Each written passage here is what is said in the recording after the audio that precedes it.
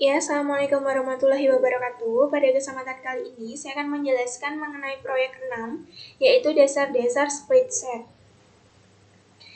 Sebelumnya, perkenalkan nama saya Intan Ike Srimawardani dengan nomor NIM 7211419193 dari Rombel Akuntansi B 2019.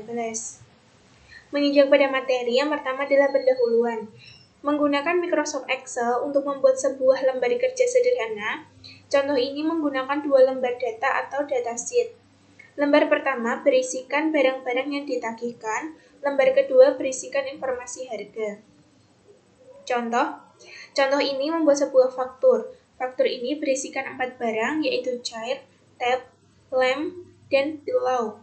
Masing-masing barang memiliki harga unit dan sejumlah diskon yang ditampilkan berdasarkan harga masing-masing unit. Harga per unit dikurangi diskon ditampilkan dengan jumlah unit yang dipesan menghasilkan harga keseluruhan. Sel lembar kerja pada data invoice di format sedemikian rupa menarik secara visual. Lembar kerja data atau diskon telah dibiarkan pada format aslinya. Mulailah dengan membuka program Excel, kemudian terbuka dua lembar kerja dengan nama invoice dan diskon. Ini biasanya nanti kita ganti dulu. Kita buka program Excel, di situ biasanya ada sheet 1, sheet 2, dan sheet 3. Untuk sheet 1 ini diganti dengan invoice dan sheet 2 diganti dengan diskon. Kemudian untuk sheet 3 bisa di-delete atau bisa dihapus. Lembar data diskon. Tujuan menentukan jumlah 2 unit yang menentukan presentasi diskon. Formula yang digunakan dalam lembar data atau invoice bergantung pada nilai pada sel tertentu di lembar data diskon. Pilihlah sebuah format mata uang dengan 2 desimal untuk mendapatkan format yang diinginkan bagi nilai-nilai ini. Kemudian lembar data faktur. Mulailah dengan membuat selembar kolom cukup besar sehingga dapat menampung nilai dan judul faktur.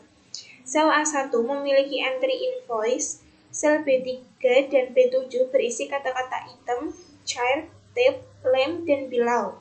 Harga satuan untuk dimasukkan ke dalam C3 dan C7. Lewati kolom D, kemudian masukkan unit ke dalam sel E3 hingga E7. Masukkan kata diskon dalam sel D3 dan extended price pada sel F3. Masukkan total dan amount due dan date dalam sel G8, F10, dan G10. Diskon yang diberikan bergantung pada harga satuan dan nilai pada lembar data diskon.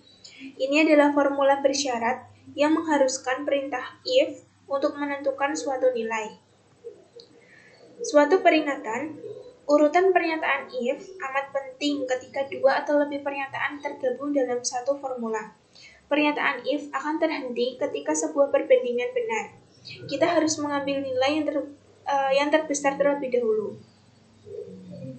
Formula untuk menghitung diskon. Seperti ini gambarnya. Kemudian cara untuk menyimpan contoh. Yang pertama, menyimpan contoh sebagai file example P6. Secara otomatis, Excel akan menambahkan ekstensi .xls pada nama file. File telah selesai tersimpan. Ini adalah contoh menyimpan file.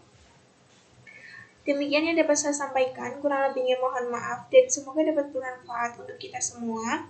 Saya akhiri, wabillahi taufiq wal hidayah. Wassalamualaikum warahmatullahi wabarakatuh. Terima kasih.